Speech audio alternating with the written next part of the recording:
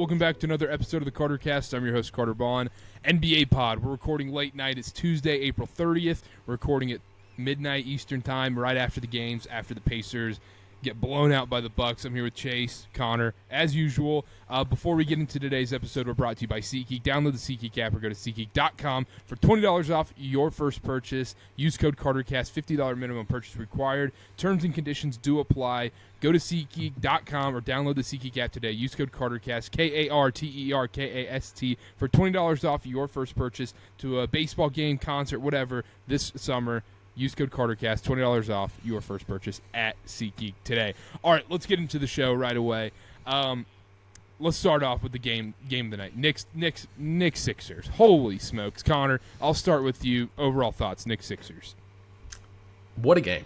Because it would have been so easy for the Sixers to fold, to be like, all right, you know what, it's 3-1, we're on the road, we're in Madison Square Garden where people are going nuts, celebrities everywhere. They could have easily packed it in and said, you know what, good season, but Embiid was hurt and all of our guys weren't here. We'll come back next year. Max will be better. We'll be back next year. They didn't, though. Maxey took over. That's the number one storyline from this game, is he accounted for, listen to this stat, 24 of 28 of their points in the fourth quarter he accounted for. If you go down their play log here in the fourth quarter, Maxey pull-up, Maxey assist, Maxey 3, Harris pull-up, Maxey 3 again, Maxey assist, and Embiid hook. And then Maxey floater, Maxey assist, Maxey 3, Maxey 3 to send it to overtime. 24 of the 28 points by Tyrese Maxey. It was unheard of what he was doing. That logo 3 was nuts. It was so entertaining to watch. And I think overall, as far as length goes and just entertainment value, this has been the best series so far, round one, in my eyes. Yeah, because you can't really say Mavs Clippers because like every game has kind of been a blowout except for that last one. It's like a rock fight also. Yeah, and Cavs Magic tonight was close, but every other game has been awful to watch. Like awful to watch. Chase, overall thoughts, Knicks Sixers tonight. Yeah, you know, if you had told me that Tobias Harris and Joel Embiid would score the same amount of points and the Sixers would walk out of there with a win, I would have called you crazy. But of course, Tyrese Maxey's 46 made up for all that difference. Look, it wasn't the best Embiid game. Clearly, you know, he only had 19 points. Yeah. Only if he would have had 35 points. Yeah, dude, some really smart people were taking his over on points. Some sharps. But yeah, you know, it just didn't hit. But no, like, I mean, he still had a triple double, which was good, but you could tell he was banged up, and dude was like blinking with one eye, and I was like Connor shocked. The Sixers had every chance and really every right to just pack that game in and head home, you know, looking towards next season. But Maxey was the sole reason that they stayed in it. As far as the Knicks go, it's one of the biggest choke jobs I've seen in a long time, which is 2 now this series with Game 2 and the Sixers. Yeah, biggest. It's one of the, yeah. Yeah, I was gonna say Pacers Knicks. Reggie Miller choke job right there. Imagine if Tyrese Maxey would have just done the Reggie Miller where he grabs his nuts and does the choke job, choke sign. That would have been fantastic. The Knicks curse. Go ahead. The Knicks curse is so real because when they were up, you know, they went up. I think it was like 5 or 6 late, and they're showing like every celebrity. They got Patrick Ewing in the crowd. They're showing all the old players. The Garden's going crazy, and everyone in the world watching is like, okay, Knicks win. This is a big moment for the franchise. Like, could not have been a higher high for them in decades. Like, that was the peak. And then to absolutely fall apart like that is so Knicks. It couldn't have happened to any other franchise. It's awesome. Now that it's Knicks 3-2, do you guys think the Knicks? Not rephrase that. Now that it's Knicks 3-2, do you guys think the Sixers can actually pull off this 3-1 comeback, Connor? I think yes. I don't think it's going to be likely, but I think there's definitely a larger chance than what people are giving them credit for. They're heading back to Philly for Game 6, where, yes, it's going to be a lot but of that's Knicks Madison fans. Square Garden South, baby. That's Madison Square Garden South. It's going to be a lot of Knicks fans, but the Sixers are going to be at home. If they win that game and then take it to Game 7 in the Garden, anything can happen. All it takes is Maxey having another 50-point game, and maybe Brunson doesn't put up 40 in Game 7, and then all of a sudden the Sixers come back from 3-1 and move on to the second round. It's not that excuse me. It's not that insane of an idea, honestly. Like, I bet the Sixers to win the East before this playoffs even started, because if they beat the Knicks, their path to the next round is pretty clear between Indiana and Milwaukee, a banged-up Milwaukee team. So I don't think it's crazy at all. Chase? I agree. I don't think it's crazy, but I think it's pretty clear the Knicks are the better team. They have more depth. They're much healthier. And the big thing I'm looking at is the turnaround. This Game 6 is going to be played Thursday. and Embiid was hobbling. The Sixers gave absolutely everything they could to win that game, and they pulled it off. Now they got to turn around and play Thursday in an arena that really isn't home, right? That Joel Embiid is complaining about not having enough fans. So, but like Connor said, every game this series has been absolutely anyone's game in the last 3 minutes. And so I don't expect any different for Game 6. I just think the Knicks' health and their depth finally pull through, and they get the win on Thursday. But if they don't, like Connor said, anything can happen Game 7 in the Garden. I think that's a good point. I think that quick turnaround is going to be a big problem for the Sixers because, like, even if you're watching in the first half, you're like, Embiid already looks gassed. He looked out of it from tip-off immediately. Yeah, shooter. Like yeah, exactly. He looked out of it immediately, and that quick turnaround I think is just going to catch up with them. And I mean, Tyrese Maxey, man, no way. I mean, he put up 46 tonight total. Was that his final tally? 46. Yeah. 46. He's not doing that. He's not doing that again, man. Like, and you never Embiid, know. No. And Tobias Harris had a great game tonight. Like, I think this ends Knicks in 6. I could be wrong. I could get destroyed, but I think Knicks take it on Thursday in Philadelphia. Sixers are just so sporadic. Embiid could have 50 any given night too. So you don't get the 46 for Maxey. You never know if Embiid could have a good game. They could shoot him up with some, all sorts of amphetamines. The Mahomes, yeah. Special. You never know. And I gotta give a huge shout out to Philly and Embiid in general. Like, they literally just do not quit. They refuse to give up, and it's pretty admirable, and it'll be fun to see Thursday. One storyline I was following throughout this game is I wanted to see when Nick Nurse tried to steal those rest minutes for Embiid. And second half, we saw it last game where he didn't come out of the game in the second half, and he was gassed at the end of the game, making mental mistakes, not getting back on defense, missing layups. He passed up that wide open 15-footer to take a contested layup and blew it. And tonight, he rested between the 6:15 and 5:03 mark in the fourth quarter. And the Sixers were -2 in that stretch. It was a minute-long stretch. That's all they could rest him. He's going to be gassed for this Game 6 on the shorter turnaround. And that's why, even though I think there's a chance just because of all the talent the Sixers have and Maxey going off again, I think the Knicks do pull this off in 6. I think the rest factor is a big deal. I think those Knicks guys, they were playing 48 minutes a night in the regular season some games. They're used to this. They have the endurance and the stamina. They've got dogs on their team.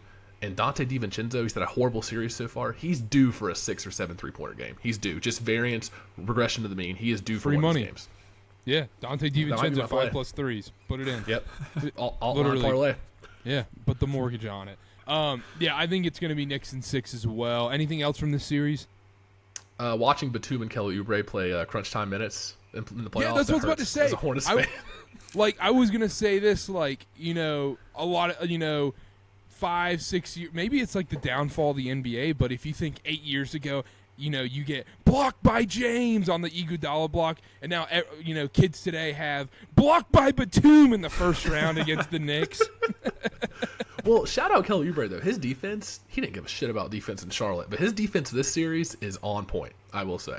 Yeah, and also it was at the end he had that layup at the end too. It was when I think it was 96-88 if I'm something like that. It was right there. He kept him in it.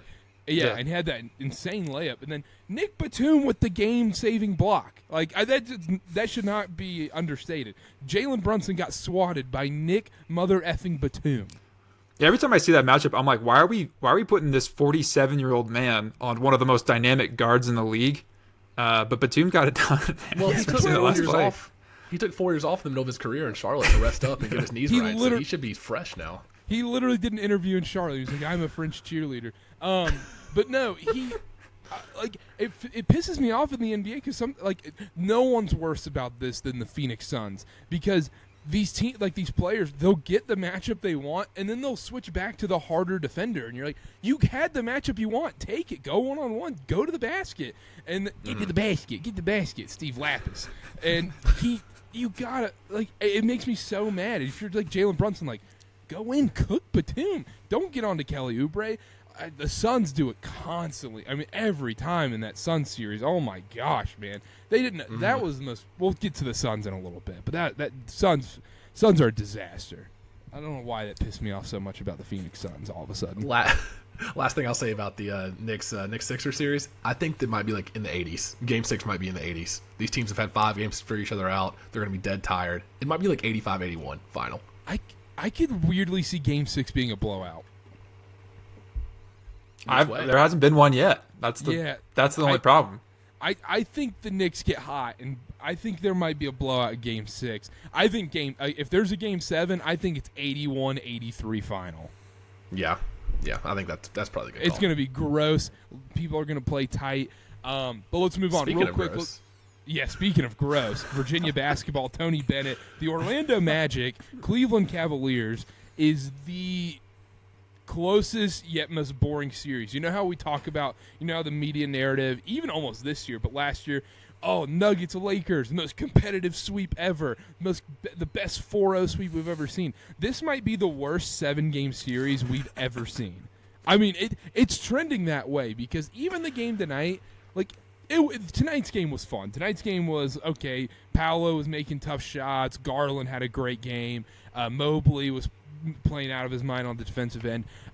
Real quick on the Magic, I think the Magic, it's weird to say that was almost their chance of playing on the road at Cleveland, but I think they almost played down a little bit once they found out Jarrett Allen wasn't. They didn't play up to their competition. Yeah. They kind of thought, we have this. If Jarrett Allen's out, we can win this game. We're probably winning this game. We should be favored in this game. And you kind of felt that early on in the first half.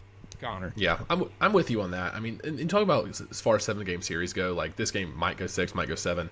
It's just not amazing basketball to watch. I mean, Knicks Sixers is still a rock fight, but it's entertaining. It has that playoff vibe in the Garden or in Philly, these historic arenas where it's this is really playoff vibes, intensity. This is more these teams just have no offense. There's no spacing. And Paolo tonight, he was awesome. He had 39, 8, and 4.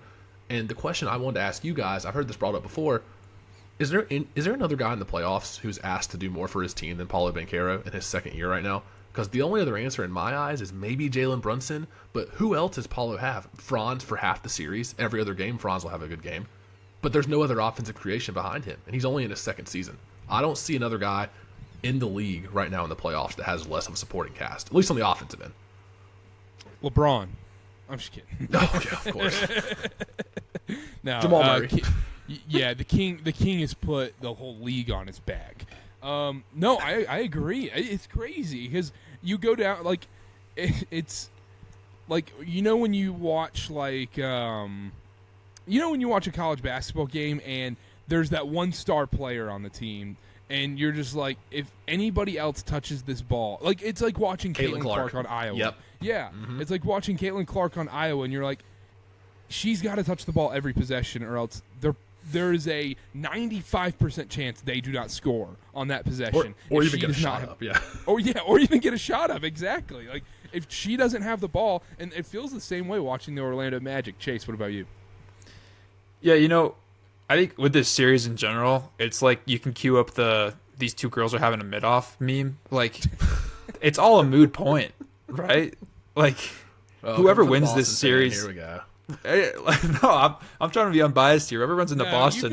You've never witnessed crappy basketball. You're just we're always relevant.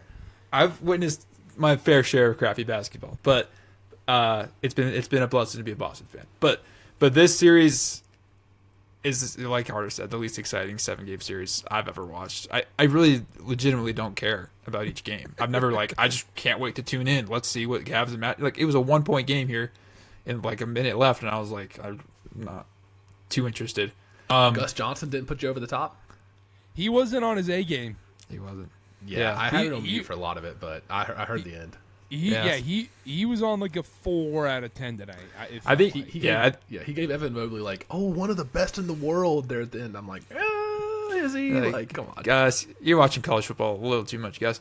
No, I think he needs a good color guy. That's one of the biggest issues. But anyway, it's like watching the Jazz and the Hornets play. You're just where are the stars? Where's the implications? And there's some good players. You got Donovan Mitchell. You got Grant Williams, Seth Curry. Terrible example. No, but It just doesn't have the juice the rest of the series has. Even though tonight was a good game and you saw some decent level of shot making, but it doesn't matter because whoever's going to run into Boston is going to run into a buzzsaw. So. Yeah, it is interesting, though, because I feel like this series should have more storylines because if the Cavs bow out somehow in the first round and lose to the Magic, there are so many implications revolving around the Donovan Mitchell stuff, what happens between Allen and Mobley. There's a lot of stuff that happens there, but I feel like this is just an off-season storyline kind of thing for both teams because if the Magic somehow pull off, whatever happens with the Magic are playing with house money all season now. If whatever happens with the Magic, their thing after their playoff run is going to be, okay, what free agent, what veteran do we go put big money after to help out Paolo? Yeah. I have a legitimate question for you guys, and I'm not trying to be a homer here, but if the Miami Heat replace either team in this series, do they win this series? Like if the Miami Heat are playing either the Cavs or the Magic? Yeah. No, I would take Cavs or Magic beating the Heat. I think I'm with you here, especially with the Butler and Rozier injuries like they have this postseason. I don't think Miami's putting up a series against either of these teams, and that's saying something because it's the Magic's first playoff appearance, and with this new era of guys. I don't know. I mean, the thing about it is with the Magic, you're right, Karter. They are playing with house money, and you're looking towards the offseason. It's like, all right, we need that one more piece. And in the back of everyone's minds, I think, Chase, what you said is correct. They're not getting past the next round. Barring another catastrophic, knock on wood, Boston injury, this is all kind of like, okay, this is good to build on for the future. I knocked on wood, don't worry. This is good to build on for the future. And that's really all this is. And it's good experience for these young guys. And if Cleveland does lose, I mean, see you later, Donovan Mitchell. Yeah, he's got to go. He's going to go. He might leave anyways because the thing is, if they run into Boston, there's a likely chance they get swept or lose in 5 games. So, yeah. Last question I want to ask you about this series is the whole Evan Mobley, Jarrett Allen point, because the more I've thought about it, the more I've watched them play together as a pair. They're both obviously very talented players. It almost seems to me like an Indiana Pacers situation where it was Miles Turner and Domantas Sabonis, and Sabonis was playing the 4, and they were great individually, but together it was a little clunky, didn't make a lot of sense. All of a sudden, Sabonis gets traded to Sacramento. He's the 4th, 5th best center in the league. Miles Turner flourishing right now in the playoffs without a Sabonis down there in the post. Do the Cavs get rid of Jarrett Allen? Is tonight kind of that first step on the train of like, all right, Mobley at the 5. It kind of worked tonight against this, bigger, athletic, longer Orlando team. It worked tonight. Maybe this is the future? Like, what do you guys think in that situation? Chase. Yeah. No, I think you do. I think if you can package Allen and get some right young pieces for your team, you have to do that. Yeah. Mobley can hold down the center and play that position. And if you're the Cavs, you have to start looking towards the future here with Donovan probably leaving, right, and trying to figure out who you are. And Mobley's kind of the guy you got to start building around and figuring out the pieces. He's never going to be the number 1 on the team, but figuring out how to work with him. So if Allen's your best asset, then yeah, I agree. Yeah, I think you got to trade. I think Jarrett Allen's got to go. Their biggest problem is they need wings. They have no wings. What does Isaac Okoro get you? Karis LeVert. Exactly. That's not going to take you anywhere. That's been their biggest hole this whole time is they don't have a 6'9" guy that can create their own shot and take over a game. Brandon Ingram. You Ingram. have to have that in the NBA. You have to have that. Yeah, Brandon Ingram. That's true. Brandon Ingram. I would argue Jarrett Allen's a top 10. Jarrett Allen's a top 10 center in the league. You got Jokic, Embiid, Sabonis, Bam, Porzingis, AD, Gobert, Chet, Wemby. That's 9. And then all of a sudden you're at Jarrett Allen, Miles Turner, Nick Claxton. So arguably Jarrett Allen's a top 10 center in the league. They probably get a pretty good haul for him if we're really thinking about it. They can get a good player for him. So how many draft picks does Oklahoma City send to the Cavs? I thought the same thing. That's the one that makes the most sense. Jarrett Allen to OKC. I think you send, maybe a decent first and then a later first and maybe a swap. I think if you're OKC, you overpay for him. I think it's worth it. You have that treasure chest of draft picks just sitting there waiting. You only have 15 roster spots. You can't put everybody on there. You can't get all these second rounders and late first rounders and be like, all right, maybe they're developed. We don't have 25 roster spots. You got to wheel and deal at some point, Sam Presti, and I feel like if you overpay for Jarrett Allen, that's a good overpay. He fits with this team. I actually think Chet and Jarrett Allen isn't the worst fit in the world. I actually think they can play together because also Chet needs someone that can help him rebound. That's OKC's biggest problem. They need rebounding. And we've seen it kind of work with Rudy and Cat, like in Minnesota. Chase, what do you think about Jarrett Allen and Chet Holmgren playing together? I think the one thing you need to think about is the Thunder style of play doesn't fit two bigs in general and doesn't fit Jarrett Allen's game in general. They need to be able to stretch the floor with someone who can hit shots. Chet provides that, and then you have Jalen Williams, the second Jalen Williams 2, trying to hold down the 4 position. And they OKC is constantly in small ball. That's just kind of how they play. And so putting two bigs out there doesn't make a whole lot of sense offensively, but defensively and rebounding wise, it's obviously one of the best duos in the league. You just have to think about that offensive aspect. And the other thing is that I think it opens it up, too, to where, okay, let's go Chet at the 5 at times. Let's go Jarrett Allen at the 5 at times and put Chet on the bench. Like, I think that just gives you so many options that can just make you so different, especially on the defensive end as well. And you're like, okay, we're getting killed on the boards. Let's get Jarrett Allen in the game, even if they can't play together. Connor. I think it'd be too clunky, Karter. You think it'd be too clunky?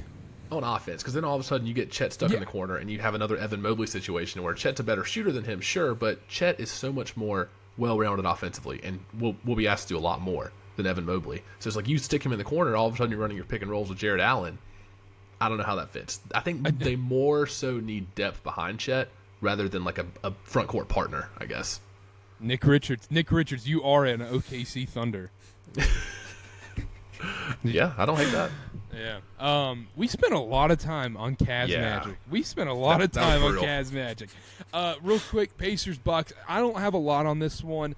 The Bucks blow them out tonight. I think tonight's game was a great example of even heightened example of what happened to the Magic tonight, where the Magic, it felt like they played down to their competition a little bit once they found out Jarrett Allen was out.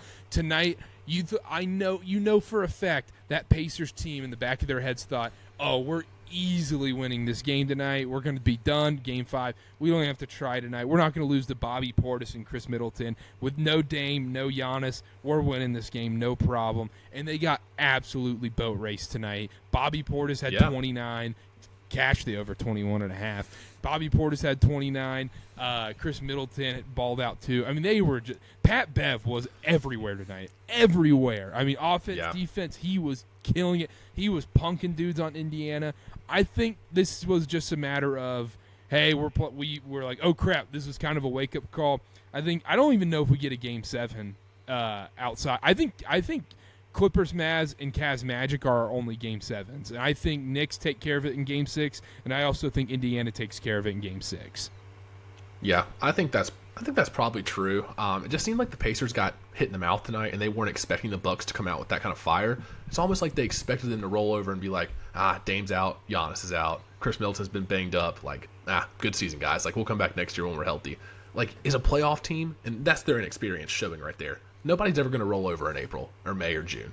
Not usually, at least. And the Bucks came out with the fire tonight. Portis, Beverly, Malik Beasley, Chris Middleton, like those guys came out not wanting to go home.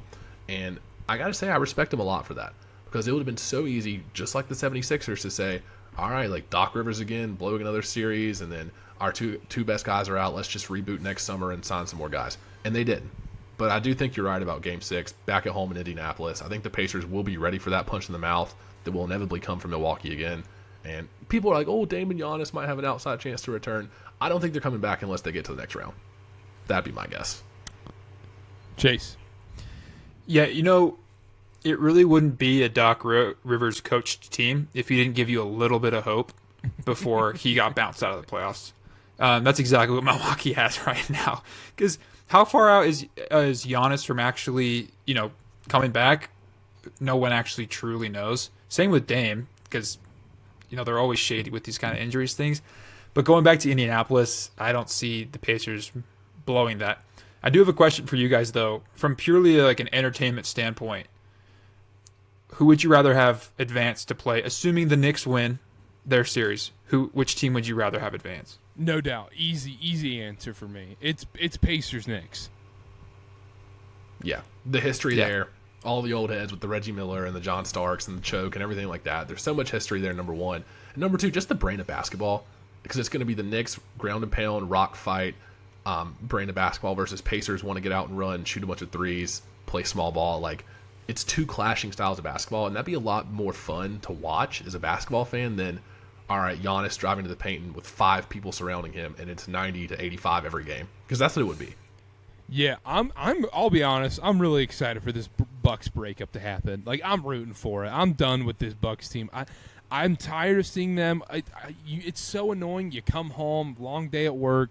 It's a Thursday night, and all of a sudden you're like, "Ooh, what's on TNT tonight?" The Bucks are playing. Great. Change the channel. Let's go to League Pass. I hate they're always on national TV. They're always playing the 7 o'clock game on TNT. And they're so boring. And I'm so excited for this breakup, man. I'm so excited. But yeah. Go ahead. Is Chris Middleton the most boring good player in the league?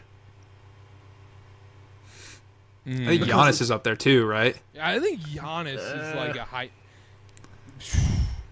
But Chris Middleton's like that guy at LA Fitness, just like gets to his spots, hit the fadeaway. He's going to back you down, put a shoulder into you, hit the nice little 9-foot silky smooth fadeaway. But it's like, is that really that much fun to watch for a whole possession? I don't know. He's great. It might be LeBron. You're on one tonight. You're really pushing. Chris Middleton's like Kawhi. That if if Kawhi couldn't get to the hoop, and that's not the funnest brand of basketball to watch. Yeah, or play defense, or have a hairline. Hey! We don't. Let's not shame hairlines here. We can fat shame. We can do other stuff. We don't shame hairlines. Come on. Like Karter, we're better. We're better than that. All right, let's talk about the Lakers now. Lakers bow out. They're done. Nuggets win 4-1. Jamal Murray, 2-game winners. Got another game winner. Shout out our guy, Brian Valderez. The Jamal Murray calf game. He knew it. He called it right from the start. He put out his TikTok. He was like, for people that don't know Brian, he's been on the show before. He's a huge Lakers fan. He put out a TikTok. He's like, I'm just worried about the Jamal Murray calf game, but I think the Lakers win. Jamal Murray calf game, 32 points, game winner, unbelievable shot at the end right there. Let's start on the Lakers side. We have to. Where do the Lakers go from here? Because LeBron, he was doing that whole LeBron BS bull crap that pisses me off every offseason. After he loses every single playoff series, there's some stupid LeBron twist every single time. Whether it's, I pretty much had a broken hand, or, some bull crap with the coach, or he's trying to put pressure on the organization in some way. There's always some weird calculated twist from LeBron after he loses a playoff series. Every single time without fail. Where do the Lakers go from here? Because Woj tweeted out today that it's likely that LeBron's going to sign a 2 to 3 year extension with the Lakers. So you're basically running it back, but you're not. I don't think they get better. I think it just gets worse from here, right, Chase? I think you're forgetting, Carter. This is the single most impressive gentleman sweep I've ever seen. And the Lakers are reigning in-season tournament champs. And so I think they got a lot. No, I'm just kidding. I don't know what you do, because if LeBron's signing an extension, it's going to be a fatty, and you're just going to tank your cap space even more, right? D'Lo's opting in, and you don't want him. Everyone should be opting in because they all have good contracts and being overpaid, right? You have AD, who had his first healthy season in years, and who knows if he can replicate that again. And of course, LeBron, who's just getting chased down by Father Time at this point. So I don't really know what you do if you're Lakers. I mean, this was your best shot against Denver. They were banged up, and they played them pretty well. I joke about the gentleman's sweep. Every game, the Lakers had a chance to win that. But Denver's just the better team. They have their number. How much of that was the Nuggets just being like, the older brother just screwing with their little brother? Like, okay, all right, now we'll start trying. We let you go. We're playing a game of 21. We let you go up 8-2. All right, screw you. Like, let's just put it on now. Like, how much of it was that? Because, like, every single game kind of had the same formula. If you watch, like, Big Cat's tweets, he's just like, oh, Lakers go up. We haven't seen this ending before. We know Denver's coming back to win. Every single game had the same outcome where Lakers go up 10, 15 in the second quarter, and third quarter, Nuggets just take it away. No problem. It's all of a sudden you're like, oh, yeah, 2 minutes later, Nuggets are up 1. Nuggets are up 1 after like Christian Brown at 3 threes or some bullcrap. Go Connor. I think it was a little bit of that in the first couple games. I don't think it was like that for every game. But the thing with the Lakers is if you come in the next season with the same roster or a very similar roster, which they are kind of gridlocked into coming back with most of the same guys, it's almost like you're starting the season with a cap on what you're going to be able to do. Look, there's a lid. It's like, all right, we might be able to get a top 6 seed, but if we play Denver in the second round of the conference finals, we're not getting past them. There's no championship aspirations. It's like, these guys have our number. It's been 2 years in a row. We won 1 playoff game in 2 series against them. If you're the Lakers, you have to switch something up. Even if it's not like a clear upgrade, you've got to change something just to give those guys a little bit of hope. Like, hey, we altered this, we switched this, we're going to have a chance this year if we meet them again in the playoffs. Because if you come back with the same starting 5 and no depth once again, you know you're not getting past Denver in the end, period. So you're coming into the season already knowing that you're not going to make it all the way. And I think just at a mindset point, you can't do that. I'll tell you what they're going to switch up is their head coach. I'm surprised they haven't let him go already. He'll be the first to go, 100%. Yeah, it's happening, if not this week, the next, right? But, like, even if the head coach goes, like, they're still not I don't care if you have Phil Jackson coaching this team. Like, they're not beating the Nuggets in any way. They're never beating the Nuggets. They're not beating the Timberwolves at this point. And these other teams in the Western Conference are only getting better. The Thunder have a ton of assets. They're only going to get better. The Nuggets are always going to be there. The Timberwolves are always going to be there. You're never going to get past that. Like, I don't see a world where they finish top 4 in the West in the regular season. Yeah. They just don't have the help. They're too old, and they don't have the depth to finish top 4 in the West. So they're going to be fighting in this Warriors play-in spot. Like, I feel like next season we're just going to be talking about Warriors-Lakers, the 8-9 play-in game again, and it's just going to be the same thing. This series, LeBron and AD, they played as well as Jokic and Murray did. As far as just 2-on-2 goes, LeBron and AD played their asses off. It's those 3 and 4 spots on the court where the Nuggets have MPJ and Aaron Gordon, and the Lakers have D'Angelo Russell and Austin Reeves. The Lakers have to find a third guy, maybe not a third superstar. I'm not saying go get Zach LaVine or Trae Young or somebody like that, but just a third guy to rely on in the playoffs. Nobody's calling Michael Porter Jr. a superstar, but he averaged 23, 8.5 rebounds, shot 50% from 3 on 40 attempts. Aaron Gordon, 14, almost 10 boards, 5 assists. To have those guys as your tertiary and fourth options on offense is a luxury. And the Lakers, Reeves, 27% from 3, D'Angelo Russell, almost 30% from 3. Like, you can't have that as your third and fourth options. So the Lakers have to go out and get another guy they can at least rely on in these series to come through for them in big moments. But other than that, I don't really know what else you can do. But who is that? Well, exactly, because it's not going to be another $35, $40 million a year guy. It can't be. It has to be somebody on like a decently, good contract. How much do you think they regret not going after Kyrie harder now? I think they have to regret that a lot because Kyrie can play in any series. D'Angelo Russell, he's good during the regular season. He's unplayable in this Denver series. He's just not going to have a good game or consistency at all throughout this 7-game series against Denver. It's just not going to happen. Yeah, I think that's a sneaky, huge what if for Lakers fans that doesn't get talked about enough because it was basically between Lakers or Mavs when it was all said and done, and the Mavs were like, all right, we're going to take this risk, and it's clearly paid off for them. I mean, whatever happens after from here on, like, yeah, there's probably a weird Kyrie thing that's going to happen, but they got one full Kyrie season, 0 headaches. 0 headaches from Kyrie. 1 full season. Like, that's a win. That's a huge win right there. I don't know what happened, but something's going on in Dallas, but that's a huge win right there. If LeBron were to leave, where should he go, Chase? I love this conversation. First off, I haven't seen the watch tweet, and when I look, it's not there. So he might have deleted it. And LeBron did tweet LeBron 4 hours ago. Yeah, he's like, I'm not, I still got my decisions to make. I still think it's just all negotiation bullcrap, but I still think LeBron ends up as a Laker. But if he were to leave, where should LeBron go? I love this question. This is going to be, turn the TikTok camera on. This is a hot take. If you're LeBron James, why don't you just retire? Why don't you just hang it up, man? You're not going to win. You're not going to win with this team. The West it runs through Denver. And I don't think the Lakers, like we've already talked about, have any assets or any way to help him out to get where he wants to go. Now, with that being said, just because you retire and opt out of your contract doesn't mean he's done with the NBA. Mm-hmm. We know LeBron. He loves his storylines. He loves to be the center of attention. He loves that thing. He wants the documentary to be good. He pulls a little MJ, right? He retires, old age, comes back. He can handpick where he goes. He can handpick if he wants to play with Bronny. So I don't know, man. Like, I know it's far-fetched and it's just me chopping stuff up, but if you're LeBron, why not just test your waters, see where you want to go, do something else? Because it depends on what his goals are, right? If he really wants to win another championship, which he likes to say out loud, but I don't know if it's necessarily true, he can't stay with the Lakers. That can't happen. But if he just wants to keep building his brand and be the center of attention and build his legacy or his whatever he wants to call it, then yeah, you stay with the Lakers and just live out your life in LA. I think if he wants to really build out his legacy, I think the number one place he's got to go is New York.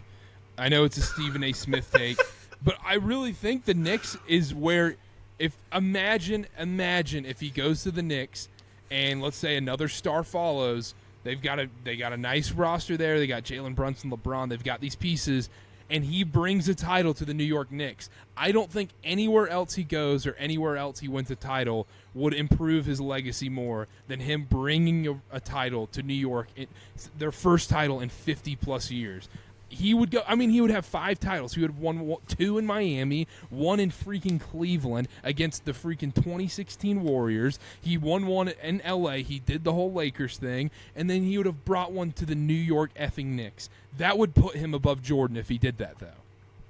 Should LeBron retire? Should LeBron go to New York? Coming up next on Get Up, we have everything you need to know. I think that's a fun answer, Karter. I said if. I didn't say where, but I said if. That's a fun answer. That's a fun answer, Karter. I'll give it to you. Because that would be true. It's like, all right, you've hit the L.A. basketball mecca, and now you're going to hit the New York basketball mecca, like some of the biggest franchises, most storied in the league. That would be fun, just from a storyline standpoint, to see how the fans react to that. Because, all those crazy Knicks fans will be like, oh, my God, our savior, like we've always loved you and all this stuff. But in reality, there's 3 fan bases that would basically like hate LeBron at that point. That's Celtics, Sixers, Warriors. Yeah, I think so too. But even those Warriors fans, they're pretty easily swayed. Let's be honest. Does he go to Golden State? Up next on Get Up. What Warriors fans? What do you mean? They're all gone now. Yeah, after that play-in tournament. Connor, where should he go? If you're LeBron, I think at this point in your career, I think you just stop giving a crap about public perception and go wherever gives you the best chance to win. If you have to take a little bit less money, get another ring. Screw it. That's the problem, though. That's the problem. He cares too much about his legacy. He does. He would never do that. He's seeing what's happening to KD right now. KD's legacy is in deep doo-doo right now because it's falling apart. And imagine the public perception if this dude says, I'm going to Golden State. I'm going to go ring chase in Golden freaking State. You know what? Would it be worse? I have this question. What would be the worst move for his legacy? Would it be if he went and joined the Nuggets? Celtics? No. Would that be the worst moves? No, because the Nuggets and Celtics, he's winning a ring. Like it's a very, very high chance he wins a ring. So he would just add a ring. But if he did lose, that would just be a disaster at those spots. But the Warriors, that team's not winning the NBA title, even if LeBron's on that team. And therefore, he's ring chasing. He's basically doing what Chris Paul's doing. And just like, except it would look a little bit better, maybe. Like they would be, we're a 5 seed, but we lost to the Clippers. If he was to do Connor's thing and just try and secure the best place for him, where would that be? Because I think it'd be OKC. Yeah, I think that's the obvious answer. I think it's OKC.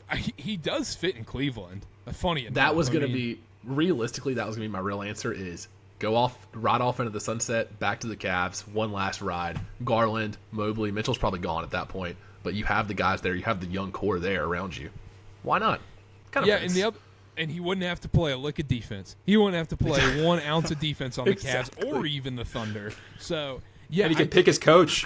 He could pick his coach, and also with the Cavs too, it wouldn't hurt his legacy either because it's not like he's totally ring chasing. He's kind of doing that little like hometown.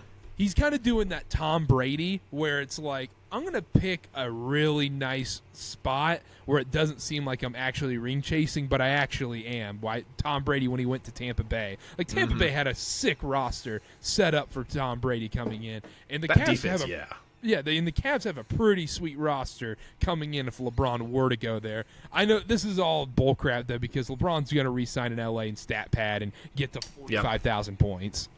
Yeah, I'm with you on that. Mr. Producer Karter, do you mind if I get 90 seconds on LeBron real quick? I had a little rant I wanted to go on, and I think y'all are going to probably laugh at this and not enjoy this, but it's how I feel. He's by the way, for the people listening, yes, you can do a LeBron rant, but a little caveat, little disclaimer: Connor is a closeted bronsexual, so go on. Well, that's going to support what I'm about to say, because here's the thing: we've done all this LeBron talk.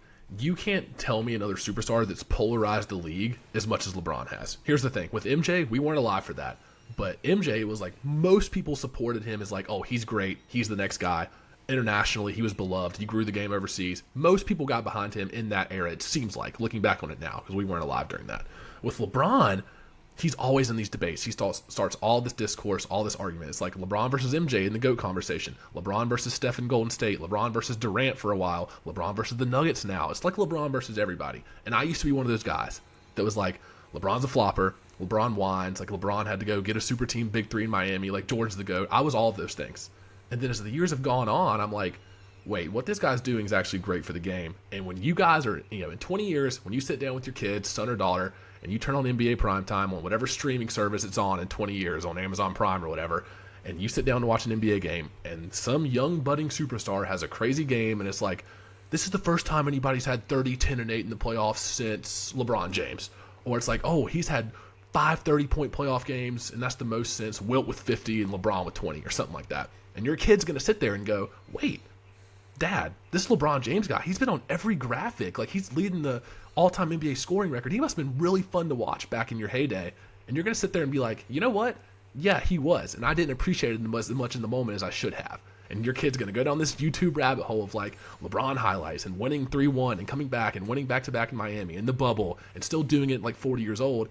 And you're going to sit there and be like, man, I wish I would have, like, kind of realized what was happening in the moment. Because as a fan of the game, this is what really is. I feel like I've matured into this. As a fan of the game, I'm like, we'll never see this run of sustained greatness again. We won't do it, no matter what. Like, in our lifetime, I doubt we see that again.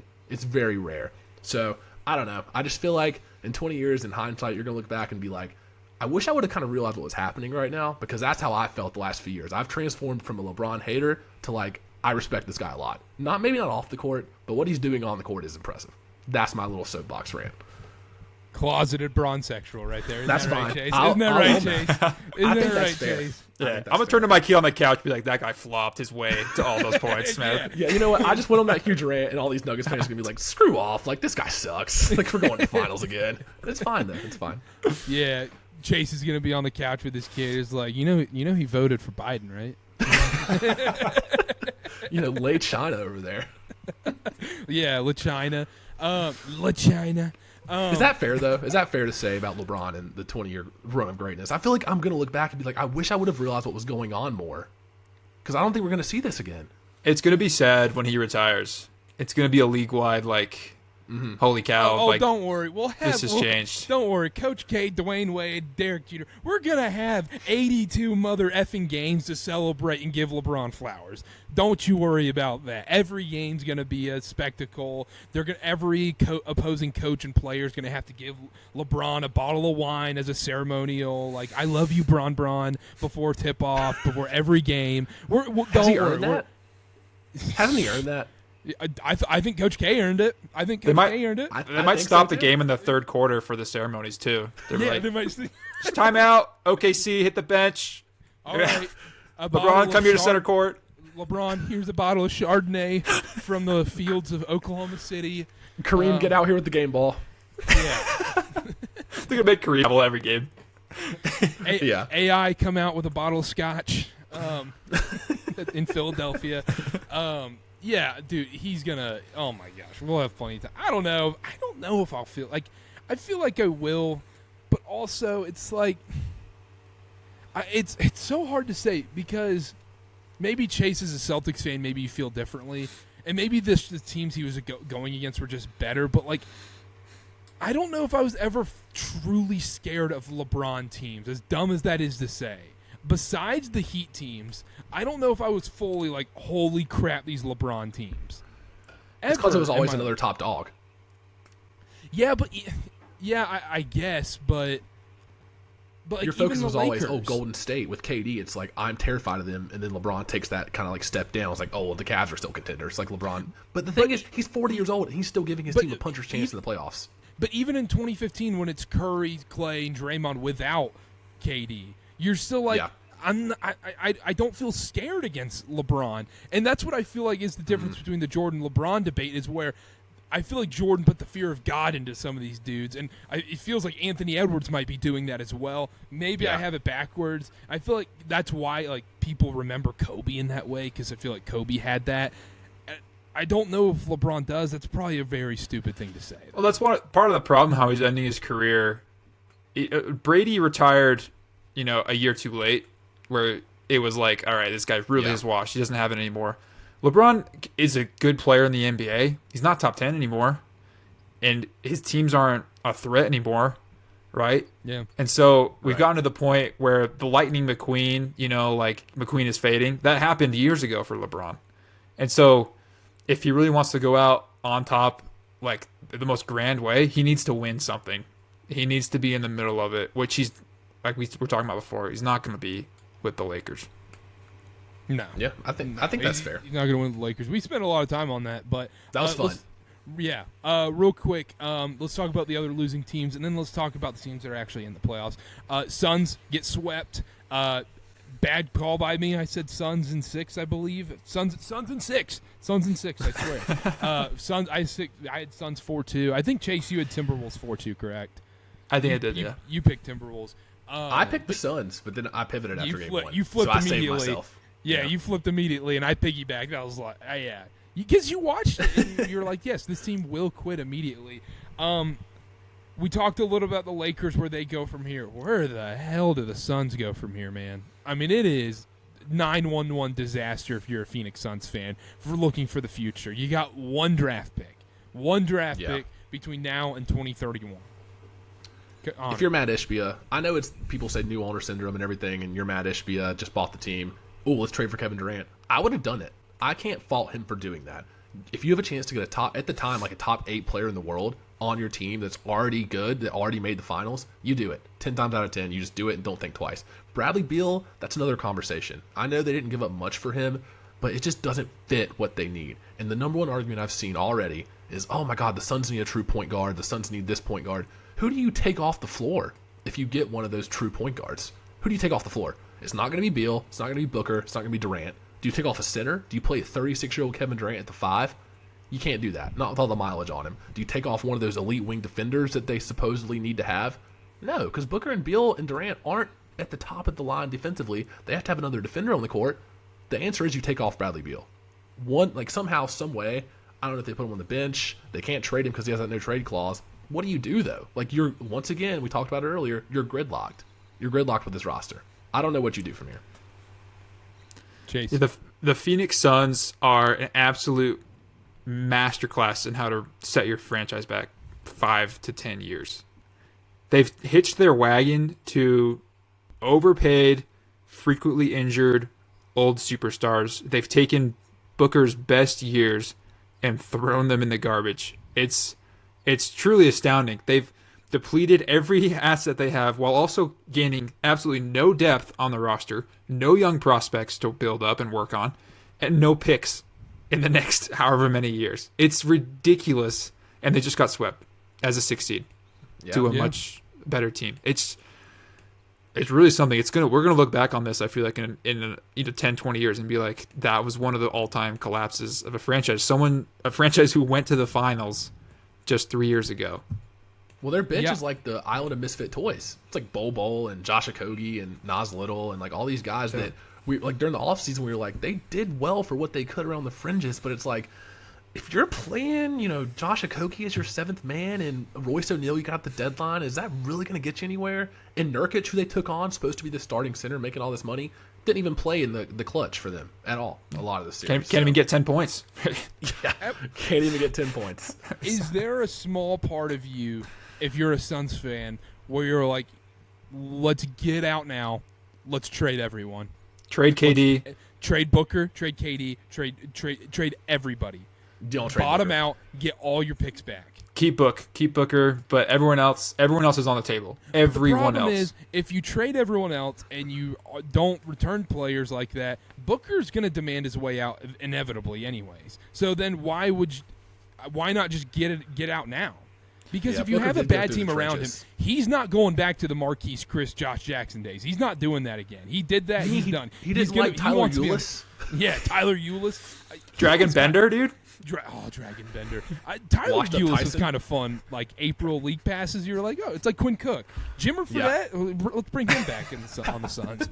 But yeah, Devin Booker's not going to be willing to go back to those rebuilding Suns days. So if you do trade the other guys and have a worse team around him that's not a playoff caliber team where he's having to put up 70 shots a game again, he's not going to be willing to do that, and he's going to force his way out. And then you're going to be stuck where you don't have any leverage in the trade where he's going to say, oh, I only want to go to the Knicks. I only want to go to the Lakers. And then you basically have to, grant those wishes because other teams like, Miami and stuff aren't going to be like, well, I don't want to trade for a guy that doesn't want to be here who's probably just going to ask out, kind of like what we're seeing with the Cavs and Donovan Mitchell right now. So I don't think trading Booker's the worst idea in the world right now. If you can trade everyone, I don't think it's the worst thing because you're not winning a title with this team.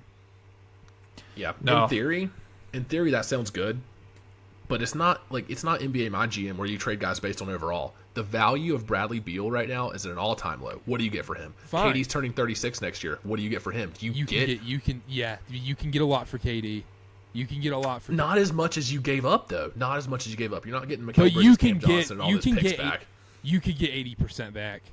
You could I get disagree. 80% back. The I Thunder. disagree. Imagine you dangle KD to OKC. Sam They were Presti's one not an team- idiot, dude. Sam Presti's Yeah. not an idiot. He's not taking KD for anything less than a bag of chips. Why They might would, overpay would a he little not? bit. Well, they could overpay a little bit, but it's not going to be what the Suns gave up. It's not going to be to that magnitude. It can't be. No way. And then what Booker would go for a Rudy Gobert like haul at least. More, I think that would be the one that you would have to go all in on and be like, okay, Booker's where we're going to get the majority of this value back to try to rebuild our franchise. But the thing is, if you're build Matt around Ishbia, Grayson Allen. he just got the team though. He doesn't want to go rebuild. You know what's going to happen. They're going to try to retool and get another star and get rid of one of them and interchange like little bits and pieces and be like, let's run this back. The problem is Booker's the city. He's the identity of the franchise. Like he is the Phoenix Suns. If you trade Booker, every jersey sold ever is obsolete. Steve Nash jerseys will be the only thing you can wear to games. Like I've got mine still. exactly. So you can't trade Booker, in my opinion. You do what you can this year, and you try and make him happy. And you just you are our guy. We want to do whatever we can. We'll get rid of whoever. We'll try and bring in the best we can for you. But please just stick with us. We made a mistake. Blah blah blah. The thing is, it's Matt Ishbia and the Suns. Who knows what they're gonna do? You know. The thing model? is- Go ahead, Carter. I was gonna say. I think the thing is, I think we always do this in the NBA. We're like, they need to get rid of this guy, this guy, this guy. They're gonna run it back, and honestly, they probably should. If they can get just a random sneaky guy in free agency, or they have to hit a home run on some kind of gem, a rim running big or some Chris kind Paul? of point guard like DeAndre Ayton. They need a just hit a home run on a Tyus Jones kind of guy and Austin Reeves. That's their shot. And running it back's probably your best bet because what do you like? You'd rather be a 6 seed for the next 2-3 years than bottom out, right? Yeah. At the end of the day, if I have Durant and Booker on my team in the playoffs, you're always going to have a chance because they can combine for 90 points a game like they did against Denver last year. You will always have a chance with those two guys on your team. And if you're the Suns, I mean, it feels like the model in the NBA of let's sign these veteran guys at the deadline for the minimum, and they're going to get bought out, and we'll sign Thaddeus Young and Royce O'Neal and Eric Gordon, and we'll get all these veteran guys who have been there before. That model's gone. You look at Denver last year, their bench was all young guys, besides maybe DeAndre Jordan. And Reggie Bruce Brown's but he was still pretty young. But you look at the guys like that, and then this year, OKC, young team, young bench pretty much. The model of signing these veteran guys to these bare minimum contracts and MLE exceptions is that's not really working anymore. Thaddeus Young couldn't play for them. Royce O'Neal wasn't doing well for them. Eric Gordon shot 20%. It's just not the wave anymore. I don't know. If you're the Suns, Blake Griffin. If you're the Suns, if you're just a Suns fan, all right, and you Shout can out go to back in time and you can go to Matt Ishbia's office and you just say, Matt, don't trade for KD. Don't give up Cam Johnson and Michael Bridges. Do you do that as a Suns fan? Because I would. I would not. No, you take KD 10 times out of 10. Yeah, I was about to say, I think you do that trade every time. Every time. Let's do that real quick. I wanted to do this. I texted you guys about this. Let's do it. KD versus Gobert trade. I'll read through the terms real quick just so you guys remember. Let's do the KD trade first. Suns got Durant and TJ Warren, and then it was like a 4-way trade. Nets got Mikal Bridges, Cam Johnson, some other random dude, Juan Pablo, a 2023 first from Phoenix, a 2025 first from Phoenix, a 2027 first from Phoenix, a 2028 first from Phoenix, and a 2029 first from Phoenix with a swap and 2 second rounds thrown in there. And then the Bucks got Jay Crowder, Pacers got Nora, Ibaka, George Hill, blah, blah, blah, nothing from Phoenix. And then the Timberwolves trade. The Timberwolves got Rudy Gobert. They gave up Malik Beasley, Patrick Beverly, who ended up getting shipped, Leandro Balmero, Walker Kessler, Jared Vanderbilt, 2023 first, which turned into Keontae George, 2025 first, 2026 pick swap, 2027 first, and a 2029 first. Oh, man. And don't forget, Minnesota did everything they could to keep Jaden McDaniels. And Yep. that's looking pretty sweet right now. Which trade was worse, KD or Gobert? Chase, I'll start with you. Suns fans probably hate me. The KD trade was worse. It was worse. Look at Minnesota. Look where they're at. Are you kidding me? They just swept the Suns. They literally went head to head.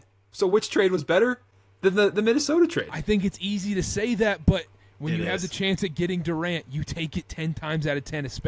You do that trade every time for Durant. But you're right. You're true. But that's back then. I'm talking about hindsight right now. Hindsight Well, right always now. 2020. Yeah, hindsight's Exactly. always 2020. Yeah, Which is what I'm saying. In the moment, okay, if you're talking about in the moment, then the KD trade's better because you get Kevin Durant instead of Rudy Gobert. But as of right now, if that ordeal, you're trying to compare the two, the Timberwolves have the upper leg. They literally just swept the Suns. Yeah. Connor. If you set those two trades side by side, they're pretty similar in terms of like hauls as far as what the teams gave up. And you're telling me with this haul I get Kevin Durant, and with just about the same haul I get Rudy Gobert, I'm taking Kevin Durant without even thinking about it. And I know it hasn't worked out yet, but unless the Timberwolves win an NBA championship this year, you can't tell me that trade's better. Unless Gobert is a vital part of a championship team, they're in the same spot. And I'd rather have Kevin Durant on my team. He gives me a better chance in the playoffs than Rudy Gobert. Those first-round That's my picks are argument. looking nice, though, from Phoenix. Those first-round Yeah, picks they are are. looking nice, though. If they decide to blow it up. Oh, my gosh. Oh, my gosh. If you're a Nets fan, you're like, whew, I've got a 2029 Phoenix Suns first-round pick. That might be the number 1 overall pick. We are picking top 3 in the lottery, no questions asked, in 2029. Bryce James, you're a Brooklyn Net. Deuce Yeah. Tatum, welcome to Deuce Tatum.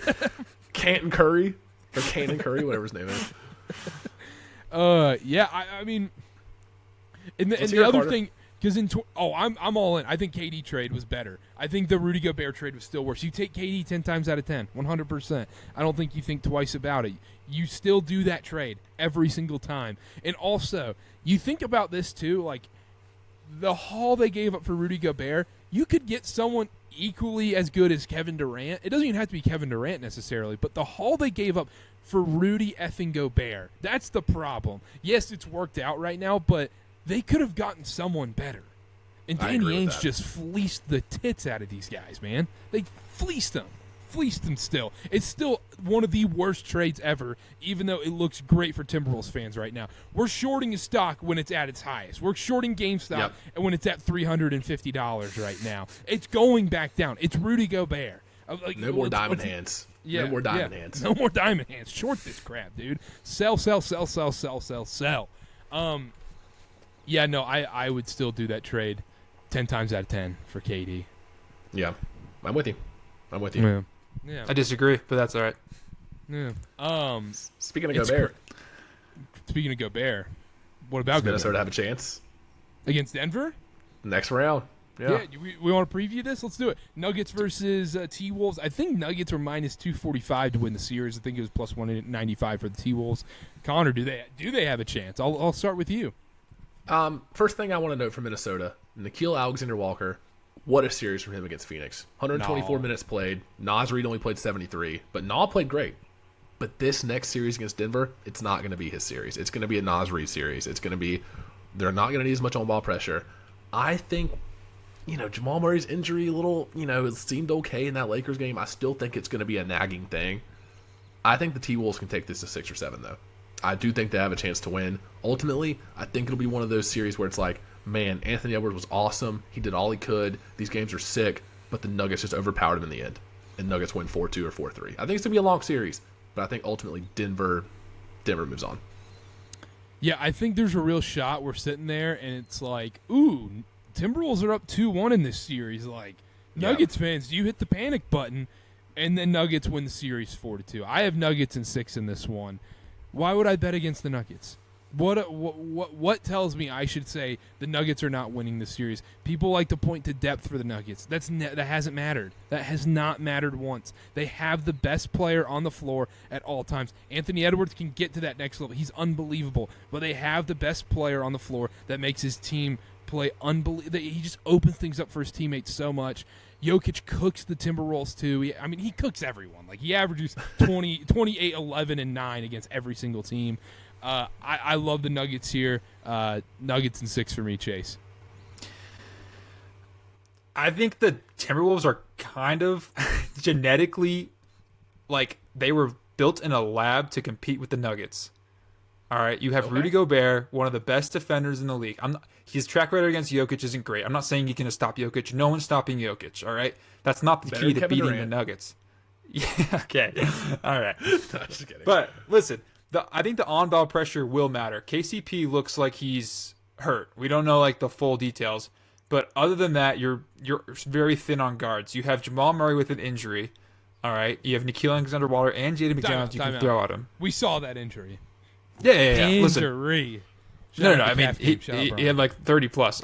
Listen, Jamal Murray shows up in the playoffs, but if you're picking a team and you're going down 5 players to beat the Nuggets, I mean, you pretty much have the Timberwolves, right? You can attack them with size with Cat and Gobert at the same time, especially exposing Jokic on the defensive end, right? You have guards who can try to neutralize Murray as best they can. I'm not saying they're going to stop him completely, and then you have Anthony Edwards at the wing who can get his own shots. Who's guarding Anthony Edwards? Aaron Gordon? Okay, you lack speed. But then you put someone smaller, you lack size. That's the big kicker for me. That being said, experience matters. Jokic matters. Nuggets in 7 is going to be my pick. So you brought up the Anthony Edwards point about who's going to guard him. That's actually what I was going to say next is the Nuggets have like a pretty decent plethora of guys to throw at him where it's like, all right, we can get the bigger, bulkier guy in Aaron Gordon who just guarded LeBron for a whole series. Like, yeah, quickness is an issue there. Then you can throw KCP on him for a little bit. They can throw different looks at him. They've got Peyton Watson to bring in off the bench for, hey, go guard Anthony Edwards for 4 minutes, foul the shit out of him, give me everything you got, make his life uncomfortable. And they've just got these different looks they can throw at him. And this is his first real playoff run. So I'm curious to see how he reacts to an actually well-coached team that has a lot of time to prep for him, whereas the Suns were more of like let's go play pickup ball and have these 3 stars out there and outscore you. This Denver team, well-coached, been here before, they're going to figure out how to slow him down. Now, he might overcome it. He might pop off in this series and go crazy, but it's not going to be as easy as it was in the Phoenix series. So that's my only worry with Edwards because it is his first run. Yeah. And with all that I just said, like I want to emphasize, I do think Denver wins. We love to talk about Anthony Edwards. People calling him future of the league. He's so fun to watch. He's super talented. He had a few stinkers in that series. Yeah. He had a few stinkers. All right. If you have a stinker against the Nuggets. So he should. Right. So which is fine. But I'm saying if you have a stinker against the Nuggets, you just lost that game.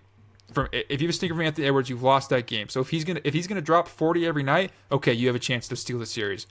But he's not at that point yet to have the consistency to do that on a nightly basis, especially against the defending champs.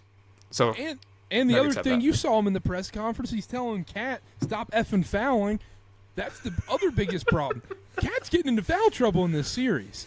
They are making Cat's not going to be able to stay on the floor defensively in this series. He's going to get into foul trouble, and so Therefore, you're right. Anthony Edwards is going to have to drop 40 a game when Cat inevitably gets into foul trouble. That's going to be one of the biggest things in this series. And obviously, health is always a thing. You can always say that's a cop-out answer when you're previewing a series kind of thing. But I just don't see how this playoffs. I've said it since day one when Connor and I did an NBA preview pod in October. There's not a world where it's not Nuggets Celtics in the finals. There's just not. What more do we have to see? The Celtics are going to sleepwalk through the East, and then once the Nuggets, sleepwalk in a boot to the East. Caleb, you got one. You know what the crazy thing is? You're going against a Heat team tomorrow that has nothing to lose, and Hawkes is out. Butler, Rozier, they're out. You got prime Caleb Martin knucklehead tomorrow. You don't know what he's capable of. He's going to be like a bull in Spain. There's going to be a red flag, and he's going to run head first into Tatum in the gut. He popping fentanyl before the game, man. I was talking to Chase before the show, and I was like, Haywood Highsmith is diving at ankles, and Thomas Bryant's coming in and decking somebody, like WWE-style clothesline. Pat Riley's like, hey, man, I know we're about to lose this series, but we're not letting Boston win the finals. We're leaving here with something. We're going to do the greater good. We're not letting Boston win the finals. No way. If we have something to say about it. But he's got these voodoo dolls up in his office. He's like putting a pin in Jason Tatum's like, Porzingis calf stick. Where did he touch you, Jason Tatum? Where did he hurt you? Point to this doll. But yeah. Nuggets in 6. Let's move on. Let's talk about the Celtics real quick. Celtics, they're going to sleep. They're going to murder the Heat tomorrow. They're up 3-1, 13.5-point favorites tomorrow. As a Celtics fan, would you rather have the Celtics – or not, sorry. As a Celtics fan, would you rather have the Cavs or the Magic? You'd rather have the Magic. Cavs have had some decent games against Boston this year. Granted, it's because Dean Wayne went nuclear, but – that's besides the point. You just like your experience over Orlando's, and you like, the matchups there with Paolo and the rest of the team. So, if you're as a Boston fan, I love to see the Magic win this. But that being said, I'm not too afraid of the Cavs unless Donovan Mitchell can steal a few games from shooting out of his mind. Karis LeVert always seems to play the Celtics well for some reason. But give me the Magic. But I'm not worried either way. Connor, who would you rather play? If you're Boston, you're licking your chops at the idea of playing Orlando. If you're looking at Paolo with the ball up top, and then you got Franz and Jalen Suggs on one side, who are questionable three-point shooters. Then you've got Gary Harris, who I'm convinced hasn't hit a shot all series in round 1, and then Wendell Carter or Jonathan Isaac shooting 25% in the corner. You're packing the paint. Hey, Paolo, come in here and beat us 1-on-4. No, kick it out to this 25% shooter and beat us. That's a sweep. That is hands down a sweep. No questions asked. You want to play the Magic if you're Boston. Yeah, no, it's a sweep. It is a 4-0 sweep. We're going to get those FanDuel lines, and you're like, oh, my gosh, I can get the sweep at plus 500.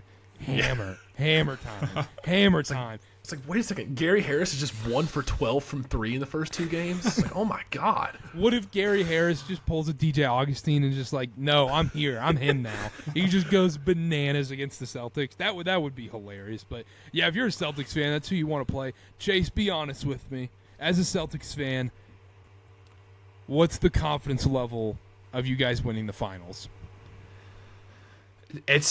I'll tell you what, it's been getting better and better. 1 through 10. I liked what I saw as a Celtics fan. From a Celtics perspective, I liked what I saw from Denver because they didn't look like they did last year. Not as nearly as unstoppable as they did last year. The problem with the Celtics is that stupid end of quarter and game crap from Jason Tatum. End of first quarter last night, we have Jason Tatum with the ball. 10 seconds left. Derek White has hit 4 threes. He has 16 points in the quarter. Jason Tatum's at the top of the key with 7 seconds left. Derek White's guy leaves him to go and double Tatum, and Tatum takes, as he always does, one of the worst shots I've ever seen. And Derek White, was it a fadeaway? Yes. And Derek White, who had hit 4 threes in the quarter, was sitting wide open about 10 feet away from Jason Tatum. He just doesn't look up. Well, but he refuses to. But he's got the Mamba mentality. No.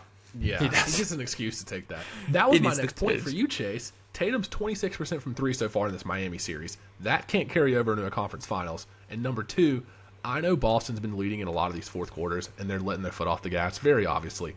They've yet to win a fourth quarter. They're -12, -4, -6, and -8 in the 4 games against Miami so far in the fourth quarter.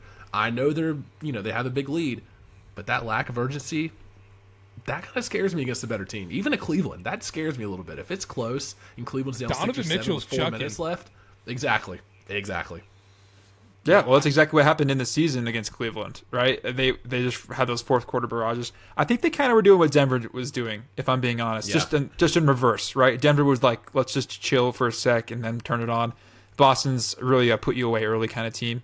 But the fourth quarter stuff does scare me. It just doesn't scare me until the finals. Maybe the conference finals, maybe if the Knicks gets really hot.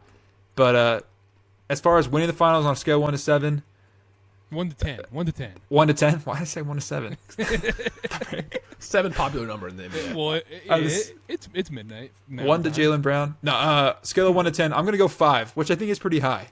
I got a 5. Yeah. It's like I feel like you should be like, you're a little pessimistic Celtics fan. Yeah, I am. That's fine. I get that. That's enough on the Celtics. Let's go back to the West. OKC sweep. OKC sweeps the Pelicans, and we'll talk about OKC here in a second. But the Pelicans. I don't know if you guys saw David Griffin, whatever his name is, his interview today where he's like, we know what we got to do. We've seen enough. Brandon Ingram and CJ McCollum have got to leave New Orleans. It is over, Jover. It is done. It is their roster construction around Zion is the most backwards logic I've ever seen. It makes no sense, the roster construction. You have to build around Zion, Herb Jones, and Trey Murphy. No questions asked. Everybody else goes. Let's build a team around those guys. You have assets. You can get into the trade market. What do the Pelicans do from here? I'll start with you, Connor. If you look at some of the series numbers, it's alarming for New Orleans. I mean, very alarming. They were 4th in three-point percentage during the regular season. They made 35 total threes in 4 games. That is absolutely brutal, unplayable even. Ingram, 34.5% from the field, 25% from 3. McCollum, not much better, 24% from 3. And those were their 2 best guys on the court, supposedly. Can I show that I'm not a totally biased, delusional Duke fan? I think I'm leading the bandwagon of anti-Brandon Ingram. You get a gold star for that one in my book. Because, oh my gosh, what I texted you tonight. It was an overreaction. I was like, would you rather have Bobby Portis over Brandon Ingram? I told him to get a glass of water and a cold towel. Just calm down a little bit. Call the hotline. Yeah. I think. No. What I don't know. I am so anti Brandon Ingram, dude. It's out of control. He's so. He is the all-time bad guy, bad team, good stats guy. That's what he is. Yeah. He's not going to win you anything. He demands the ball way too much. He kills the flow. And the number one thing is nobody on the Pelicans is better because Brandon Ingram is on that roster. Brandon Ingram's better, and he puts up stats, but nobody else. He helps out nobody on that roster. He's got to go. And if you're a team, like, if you're a team, let's say you're a Cavs fan, are you excited at getting Brandon Ingram? Because I don't know if I am. At this point, no. Chase. Ingram's the one that doesn't fit. No. Period. Go ahead, Chase. Short answer. No, yeah. No. Sorry. Yeah, I don't see why you would be. Connor, go ahead. Yeah, like I said, Ingram's the one that doesn't fit here. If you look at his career, he's been in New Orleans 5 years. They've won 30, 31, 36, 42 games before this year. So, big there. He also hasn't played more than 64 games since his rookie year. He's always hurt. He's always missing 20, 30 games a year. You're not excited if you get Brandon Ingram. He is a possession stopper. He is a black hole. He's a very skilled individual player. One-on-one, if I'm in the rec center and I need a bucket, give the ball to Brandon Ingram on the wing. I feel good about that, except against Lou Dort. But as a team guy, you can't run an offense around him. And he's taking guys out of the game. If you're Trey Murphy, you're probably the second most talented guy on that team. You're not getting the ball. He had like a 14% usage percentage during this series, way down from the regular season. Just brutal stuff. I think Ingram's the one that's got to go. And McCollum as a point guard, that's also a failed experiment. That's what I was going to say. McCollum as the point guard, that's done. It's over. He can't play point guard. He needs to be a shooting guard. He's a sneaky, Magic candidate. He's like, let's send him to Orlando. They have enough defense to, hide him on the wing for sure. Let me pitch you a trade. Let me pitch you a hypothetical trade. We don't have to work out. Put my GM hat on. Whatever. Yeah, all right. Little NBA 2K my GM. We'll start with you, Chase. How would you feel about restart that. Let's rephrase this. It's late. How would you feel about Trae Young to the Pelicans playing with Zion? If your problem with Brandon Ingram is that you're stealing shots and your solution is to go and grab Trae Young, I don't know how I feel about it. However, I like it. I think you've upgraded. I think you've won that trade if you're New Orleans, because Trae Young is someone who can obviously create and hit his own shots. He's also been known to be a good distributor, mostly just right off the drive, alley-oop kind of things. But that's a win for sure. I'll tell you this, as far as trade proposals, if I'm David Griffin, I'm calling the Cleveland Cavaliers probably every day this summer until they agree to first off, take Brandon Ingram and give up Darius Garland, because I think that's the trade that needs to happen for the Pelicans, and also is beneficial for the Cavaliers from that perspective. Is it beneficial for the Cavs? Yeah, we talked about them needing a wing. They needed a wing who can score and create his own shot. Now, if I'm the Cavs, I probably don't want him, but you'd have to piece together a couple first-round picks with Brandon Ingram just to even answer the phone call. Yeah, I mean, you said we could work out the details later. Yeah, we'll work out the details later. Yeah. Darius Garland makes a lot of sense, but Trae Young's leaving Atlanta, and there's little Utah rumblings out there. Connor, what do you think about it? If you're looking to trade Trae Young and you're looking at his fit around the league, maybe other than San Antonio, I think New Orleans is the best spot for him. If they're able to keep Herb Jones and Trey Murphy on that team, they have enough on defense on the wing where Trae Young's not going to be that much of a liability. And then all of a sudden, you've got Trae Young. Yes, he takes 20 shots a game, but if he's got Zion on the pick and roll and Trey Murphy spotting up on the wing, he'll be passing the ball more. He has led the league in assists or been top 3 the last 4 years. So give him credit there. I think that's a lot better than CJ McCollum and Brandon Ingram. Just adding Trae Young and subtracting those two guys, addition by subtraction, that makes the Pelicans a lot more scary. Trae Young's not a known winner, but just play style-wise, defensive-wise, I think that's a good move. I don't think Trae Young's ever going to be a perfect fit anywhere, but New Orleans, I could see the vision. I could see where they were going with that. Yeah. No, I agree. Let's OKC, and then we'll wrap up here. OKC sweeps, obviously. They looked awesome. Dominated the Pelicans. It wasn't even close to being a series. OKC's likely going to, I guess likely play the Mavs? I don't know at this point. Who knows? I can't get a read. Yeah, every game it's just flip a coin in this Mavs-Clippers series. How do we feel about the Thunder's finals chances in this playoffs? Connor.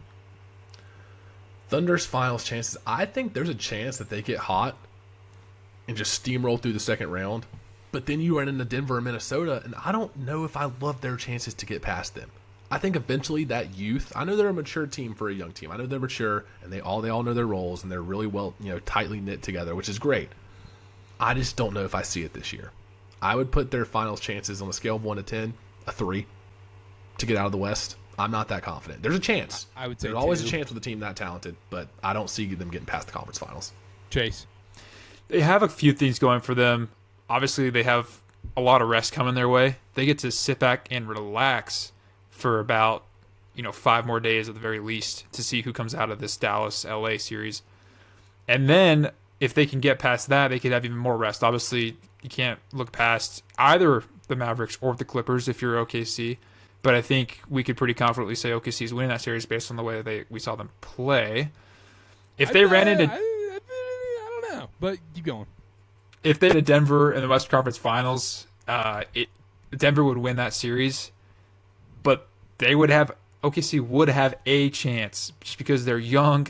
They can shoot the ball. They can do sporadic things. But I'm with you guys. Around 2 to 3 out of 10. They have a chance. This team they're built like that to do some sort of crazy run. We've seen it before where an injury happens. There's just a kind of team of destiny vibe around one of these teams that are young and up and coming and hot. OKC has the makings of that team. They just kind of need the dominoes to fall in the right place. And they've had a kind of a sweet path on the way there too. So like you mentioned, no Zion, that was big. Yeah, is it weird that in these playoffs that I think all the remaining teams outside of Boston and kind of Denver, but they won it last year, all the remaining teams are kind of playing with house money at this point. Because I think that's a good point. Because the Timberwolves, if they go out in the second round, no one's going to be upset.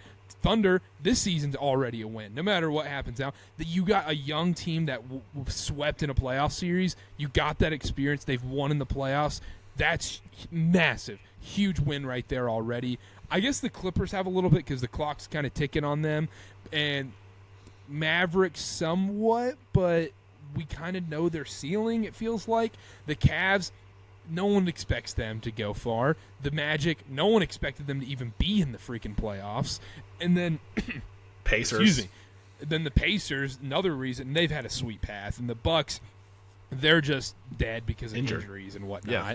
And then the Knicks, this has just been an unbelievable season. Like, it feels like everybody's kind of – the Celtics are the only one that really has this immense pressure on them because it feels like normally in playoffs we have the LeBron teams. Oh, my gosh, they have so much – like, even the Lakers this year, you're like, this is kind of a turning point. The Suns had the most pressure on them.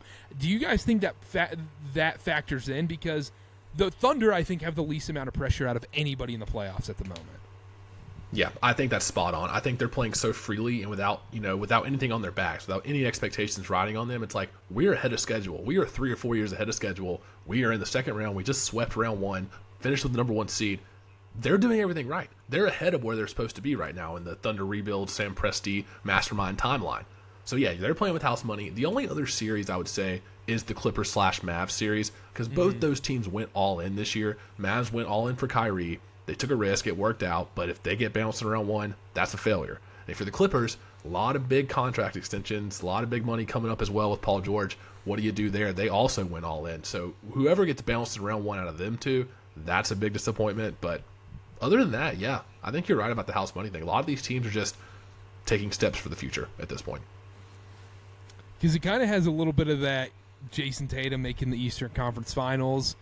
But then does that give them too big of a head like it did the Celtics? I mean, the Celtics right after that Eastern Conference Finals run, you would have thought they felt like they were the Beatles. Yeah. Like, nobody can beat us. Nobody can beat us. It's our there was a you're forgetting about Hawks. Kyrie Irving, who was an absolute cancer on that team and tanked them. But no, you're right, and I think for a lot of these teams and for a lot of the NBA, this year is really a big change of the colors. We're seeing players and teams that are now like, okay, this is the turnover. This is the future. These are who these guys are. It's pretty fun to watch them live. Yeah, I think that's a great point because it's where you're looking at it, you're like, okay, the Lakers time, the Suns time, it's over. We're done here. The Bucks, it's done. It's Timberwolves, Nuggets, Thunder season apparently somehow. Like, yeah, gross, but small market teams are back, man. It's awesome. Yeah. There was a graphic that was like, this is the first time, I don't know if it was 20 years. It was ever since LeBron's first playoff run. First time no LeBron, no Steph, and no KD in the second round in like 18 years or something crazy like that. It is a changing of the guard. It really is. Small market teams are back. Yeah. Anything else before we go?